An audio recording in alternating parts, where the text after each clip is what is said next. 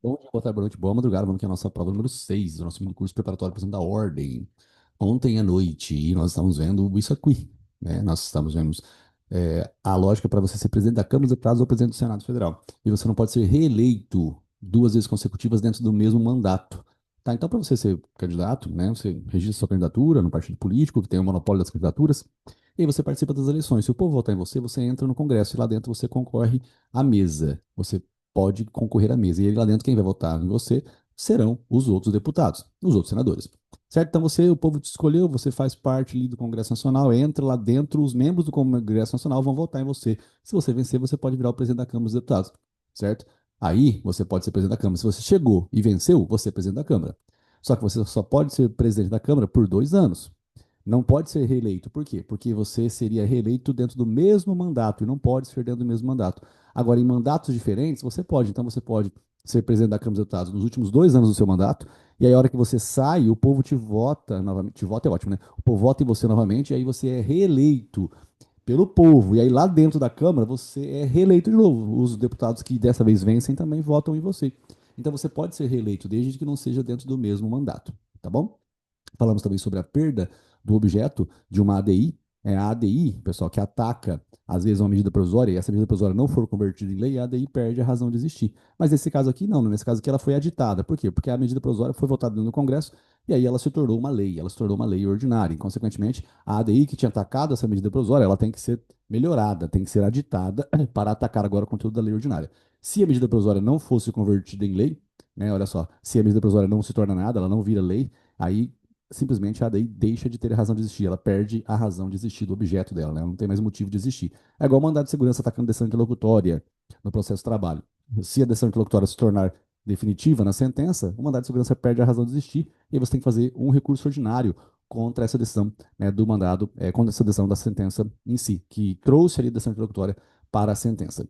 Depois trouxemos aqui um pouco sobre a medida provisória. A medida provisória não pode tratar de direito eleitoral, partido político, direito político, de cidadania, nacionalidade, plano plurianual, LDO, lei orçamentária anual. Não pode. Tem exceção, mas não pode. Não pode, não pode, não pode. Excepcionalmente, pode medida provisória sobre créditos extraordinários, né, que estão dentro dos adicionais lá.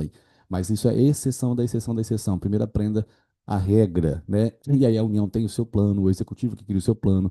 Aí você tem ali a lei de diretrizes orçamentárias, a lei orçamentária anual. Então, o plano de governo, eu vou mexer na educação. Ah, mas a LDO fala o quê? No qual? No plano superior, no ensino superior. E a lei orçamentária anual? Ah, nós vamos mexer ali com as bibliotecas, vamos melhorar as bibliotecas. Beleza, esse é o plano de governo. Por coincidência ou não, né? O plano de governo ele não coincide com o mandato, né, pessoal? Infelizmente, o presidente da República ele cria o plano de governo dele no primeiro ano do mandato, mas ele está usando o mandato, o plano do governo anterior. Então, são 4 anos de mandato, né? E esses 4 anos não coincidem com o plano de governo, certo? Então, o plano de governo do presidente atual foi votado, né, no primeiro ano de mandato dele, e aí ele usou a partir do segundo ano, assim como o primeiro ano do próximo presidente vai ser o plano de governo desse atual presidente, certo? Beleza? Simples e fácil, tudo isso aqui como na língua portuguesa. E aí nós vamos também aqui vendo alguns casos, né, que eu estava comentando que a ADI, ela pode atacar, inclusive, a lei orçamentária anual, porque a lei orçamentária anual, a lei de diretrizes orçamentárias são leis, pessoal, e as leis são atacadas por meio de ADI. A ADI, ela ataca a medida provisória, ela ataca lei ordinária, lei complementar, ela ataca emenda constitucional, ela ataca lei delegada também, ela ataca resoluções, ela ataca decretos legislativos. Então a ADI, ela ataca qualquer ato normativo, né? A ADI, ela vai atacar os atos normativos, naturalmente. Ela não vai atacar atos normativos do município, mas aí cabe à DPF, que é caráter subsidiário, certo? Mas só para identificar aqui a medida provisória, pessoal, mais uma vez comentando, se a medida provisória for votada no Congresso Nacional e não sofrer alterações, não tem sanção veto por parte do chefe do Poder Executivo. Ah, do mesmo jeito que não tem sanção veto por parte do chefe do Poder Executivo a votação de emendas constitucionais. Do mesmo jeito que não tem sanção veto por parte do chefe do Poder Executivo nas resoluções e nos decretos legislativos. Tá? Isso aqui são coisas de competência, né, do Congresso Nacional, e aí o chefe do Executivo ele não sanciona nem veta. O processo legislativo natural é que ele sancione o VET, né? Nas leis ordinárias, nas leis complementares, ele sanciona o VETA. Mas na emenda constitucional isso não acontece. Na medida provisória sem alterações também não acontece. Nas resoluções e nos decretos legislativos também não acontece isso daí. A melhor forma de você memorizar isso, pessoal, é você repetir, porque é muito legal, muito fácil, você não pode perder essas questões na prova da OAB. Sobre remédio constitucional, você estava falando sobre a habeas data, que serve para que você conheça, corrija ou complemente um dado sobre a sua pessoa. Sobre a sua pessoa é ato personalíssimo, não é a sua família. Se for indeferido o habeas data, cabe apelação. Prazos que o Estado tem, né, para te conceder aquilo que você quer: 10 dias para que você conheça os dados, 15 dias para para corrigir os dados, né? Para corrigir os dados que estão errados. Outra coisa que eu acabei não comentando, o habeas data é ato personalíssimo, né? Serve ali para você conhecer dados sobre a sua pessoa, mas essa lógica aqui, ó, para que você complemente os dados sobre a sua pessoa, isso aqui não tem previsão na Constituição, não. Isso aqui é uma lei, tá? E não é uma lei complementar, tá? Aqui, para complementar um dado sobre a sua pessoa, não é uma lei complementar, é uma lei normal, tá? Uma lei ordinária, uma lei específica, é só uma lei, não precisa ser de lei complementar. Então, o conhecer e corrigir está na Constituição, mas o complementar veio de uma lei, tá bom? Gente, dentro disso aqui também nós falamos sobre o mandado de injunção. Os remédios constitucionais aqui estão e o mandado de injunção, posição concretista, né? Você pede ali, com o servidor público, direito de greve, procedência ou improcedência. E o fundamento é que está faltando a lei que organiza a lógica do direito de greve dentro dos servidores públicos. Então aí você faz um mandado de injunção, isso foi feito posição concretista, o judiciário ele vai lá e dá o direito de você entrar de greve, tá? Ele vai fazer você usufruir do seu direito porque seu pedido foi bem objetivo, né? Dia de greve. Agora, a ADI promissão, não, a ADI promissão é você diz que não existe essa lei de greve e simplesmente o STF declara que não tem a lei, mas ele não obriga, né, o legislativo a fazer a lei. Por quê? Porque os poderes são independentes. Então ele não obriga a fazer a lei, tá? É natural isso, não obriga a fazer a lei. É uma coisa normal isso. Certo? Imunidade parlamentar, pessoal, imunidade parlamentar é, imunidade com relação às opiniões, palavras e votos, que é a imunidade material, e a imunidade formal, que é de prisão em processo. O importante aqui é que os parlamentares, né, eles têm, né, o senador, o deputado federal, estadual, distrital e estadual, eles têm imunidade formal de prisão em processo. O vereador não tem isso daqui, tá bom? E no caso do vereador, ele tem imunidade material só na circunscrição em que ele exerce o mandato dele. No caso, os outros, todos os membros do legislativo, têm essa imunidade em todo o território nacional. Sobre intervenções federais, artigo 34, 35 e 36 da Constituição Federal, tem intervenção federal se o ente federativo não pagar a dívida fundada por 2 vezes consecutivas. Tem intervenção federal se não for respeitada a lei federal, o Procurador-Geral da República ele vai representar para essa intervenção. Sobre o poder coacto, né, o poder que está sofrendo a coação executivo ou legislativo, ele vai representar para poder ter direito a usufruir da sua liberdade, da sua autonomia, né, da sua independência. Então ele que vai fazer o pedido para essa intervenção. E o Poder Judiciário aqui, se ele sofrer essa coação, o STF que vai fazer por ele, né, o STF que faz por ele esse pedido aí, né, para poder ter essa intervenção. Agora eu coloquei aqui a STJ e TSE, é porque eu estava juntando a informação de ordem judicial também. Se não for respeitada uma ordem judicial, todos esses órgãos aqui do judiciário eles vão pedir essa intervenção. A gente não vai conseguir decorar tudo, mas lembra do PGR, pessoal. Olha aí para o PGR, você já tem o post-it do PGR, então ele te ajuda a memorizar coisas. É 2 vezes consecutivo, você tem o post-it aí do consecutivo. Então você junta aí ética, junta também a permissão do processo de trabalho, então você também tem a palavra consecutivo. E aí você vai acrescentando informações, né, com o passar dos dias. A sua memória ela vai linkando as coisinhas por conta também, ó. A União intervém em Estado excepcionalmente, o Estado no município excepcionalmente, mas a União nunca intervém em município, nem se o município for fazer ali uma situação de Estado de secessão, de querer se tornar um outro país. Sobre a eficácia das normas constitucionais, nós temos a eficácia plena, contida e limitada. Todas elas estão ali no cerne fixo da Constituição, que são os 250 artigos. Todas elas estão aqui. Elas servem de padrão de controle de constitucionalidade, seja para leis ordinárias, seja para leis complementares, seja para emenda constitucional. Elas estão aqui em cima, elas devem ser respeitadas. Norma de eficácia plena, contida e limitada. Certo?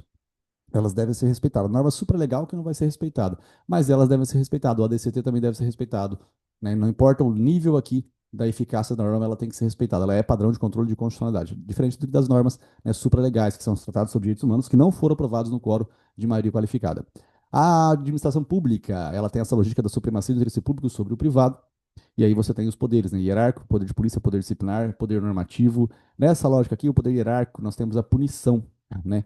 A punição não fica no poder hierárquico. Você fica pensando que o superior hierárquico vai punir.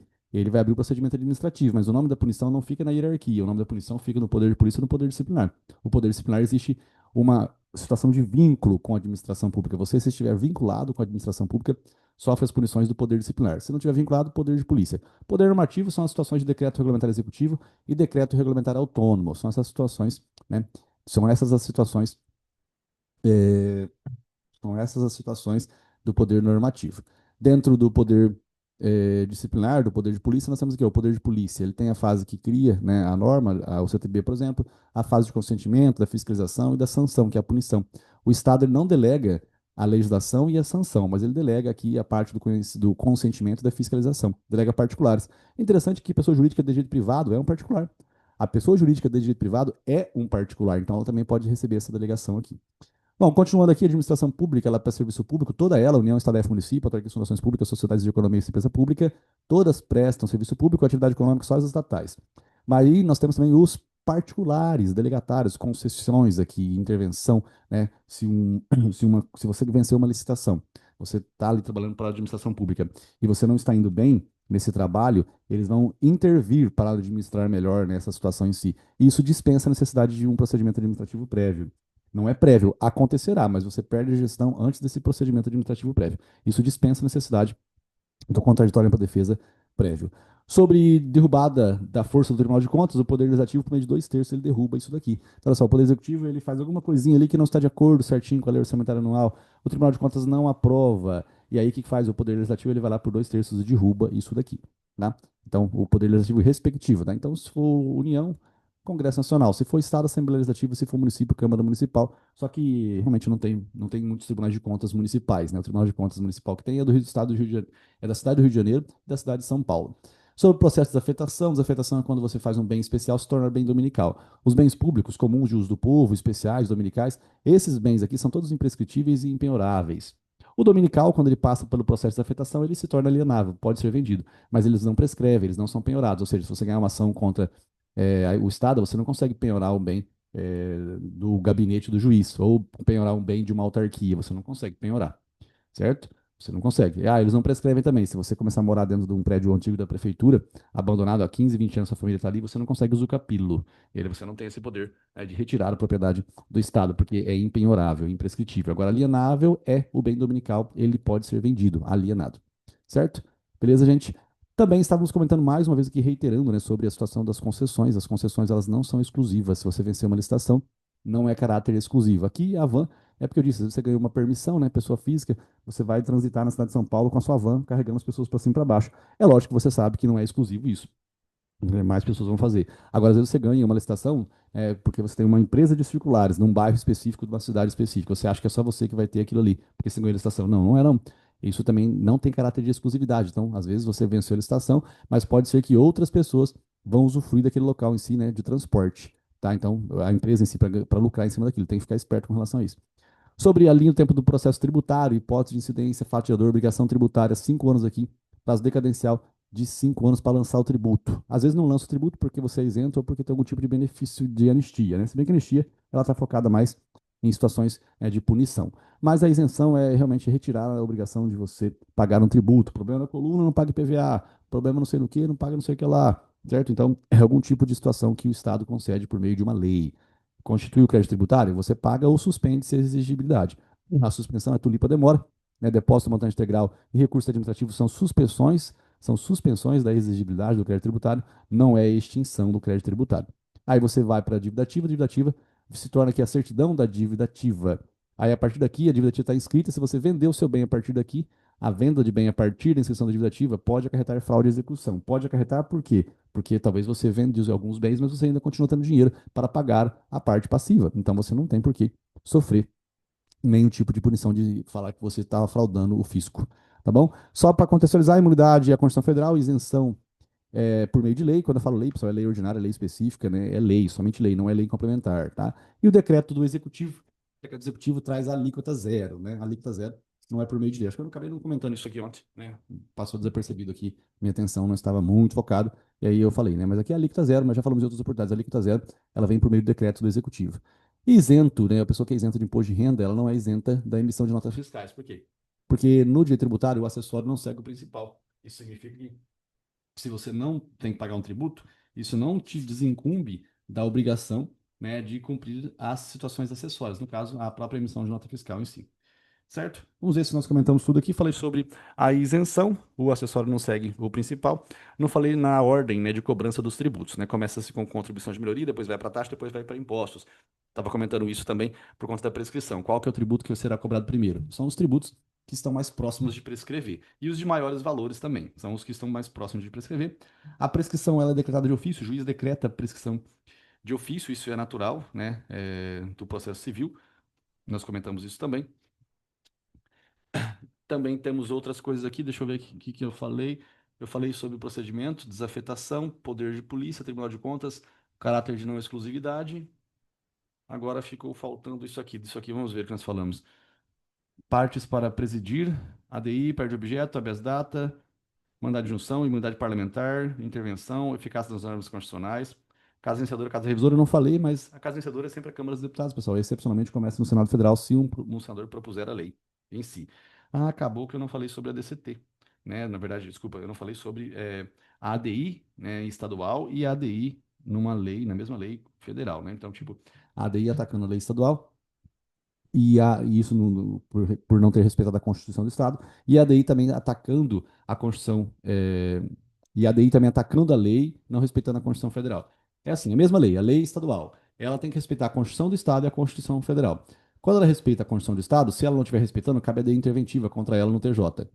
E lá em cima cabe no STF. E então, ao mesmo tempo, será que vai rolar duas ações? Será que vai rolar duas ações? A DI lá no STF e a DI aqui no TJ de São Paulo? Será que vai rolar as duas ações? Vai. Pode rolar as duas ações sim, sem problema nenhum. Acontece que, se o STF julgar primeiro e dizer que a lei é inconstitucional, não tem por que o TJ julgar. Porque se a lei não está de acordo com a Constituição Federal, não importa mais o que aconteça. Mesmo se ela estiver de acordo com a Constituição do Estado, o máximo que vai acontecer é até a Constituição do Estado estar errada. Agora, se o STF vier a dizer, né, que ela está certa, de acordo com a Constituição Federal, também não impede do TJ julgar, porque o TJ ele pode julgar e pode falar assim, não está de acordo com a Constituição Federal, mas de acordo com o Estado aqui não está correto ainda não, porque tem algumas coisas equivocadas. Bom, é isso que nós temos com relação a essas ADIs, né? Bom, sobre ética, pessoal, falamos aqui que o bacharel em direito ele não pode advogar, mas um estrangeiro se vier para o Brasil, um advogado estrangeiro se vier para o Brasil, sem passar no exame da ordem, ele pode ser consultor jurídico ou assessor jurídico, não tem problema nenhum. Nós brasileiros temos que passar na prova da OAB para ser consultor ou assessor jurídico. A renúncia de advogado, se o advogado renunciar, é, se o advogado renunciar, ele ainda tem que continuar cuidando do processo por 10 dias, salvo, né, se for contratado um outro advogado, e aí o cara não precisa continuar advogando. O Conselho Seccional tem competências, né, ele pode ser um legitimado ativo para propor o controle de constitucionalidade, basta que esteja previsto na Constituição do Estado, para atacar leis que não estão respeitando a Constituição do Estado, não a Constituição Federal. Ele também tem legitimidade para poder fazer mandado de segurança coletivo, né, em defesa dos seus membros, né, independentemente da autorização pessoal desses interessados em si. Então, o Conselho Seccional tem essa competência, mexe com os trajes também, com as roupas, também cuida do valor da anuidade. Isso é de competência do Conselho Seccional. É possível também você retirar autos, mesmo sem procuração do fórum, desde que não seja segredo de justiça, desde que não sejam autos do edifício e restauração, e também, às vezes, né, você já foi intimado para devolver e você não devolveu, então você também não pode retirar novamente. Depor, pessoal, sem revelar fatos ligados ao sigilo profissional. Você tem direito, né, ao sigilo profissional. O advogado tem direito ao sigilo profissional e mesmo se o cliente de um antigo processo autorizar que ele fale, ele pode falar que não quer falar. Né, e ele não vai falar, ele pode se valer, se resguardar do direito ao silêncio, porque é uma prerrogativa do advogado essa daqui, tá bom? Percentual, né, na verdade, aqui, vamos lá, pela ordem, o advogado tem direito de falar pela ordem, porque ele não quer, às vezes ele não quer não gostou do que está acontecendo ali, numa discussão com o juiz, e o juiz tem que respeitar, né, pessoal? O juiz ele preside a audiência, ele não é dono do processo, tá? É assim, as pessoas endeusam, mas não é bem assim que funciona, não. É a súmula vinculante número 14. Súmula vinculante número 14, o advogado tem direito a acessar os autos do inquérito, né? Já devidamente documentados. Aquilo que não está documentado ainda, ele não tem direito de acessar, não. Mas aquilo que já está devidamente documentado, ele tem direito de acessar. E procuração com poderes especiais. A procuração com poderes especiais é uma coisa que deve ser atentada pelo advogado, porque às vezes o advogado vai fazer alguma coisa em algum processo específico e ele não tem poderes para aquilo em si. Exemplo, se você for fazer uma queixa-crime, você tem que ter uma procuração com poderes especiais, porque senão você pode estar dando aso, né, o início de um processo penal contra alguém que é inocente. E aí você que vai responder pelo crime em si. Então tem que ter uma procuração com poderes especiais, estabelecendo ali, colocando as lógicas de que toda essa história está sendo contada pelo seu cliente, ela é totalmente verdadeira de acordo com o teu cliente. Se ela é mentira ou não, isso é um problema do seu cliente depois, mas você está representando ele no juízo com essa procuração com poderes especiais.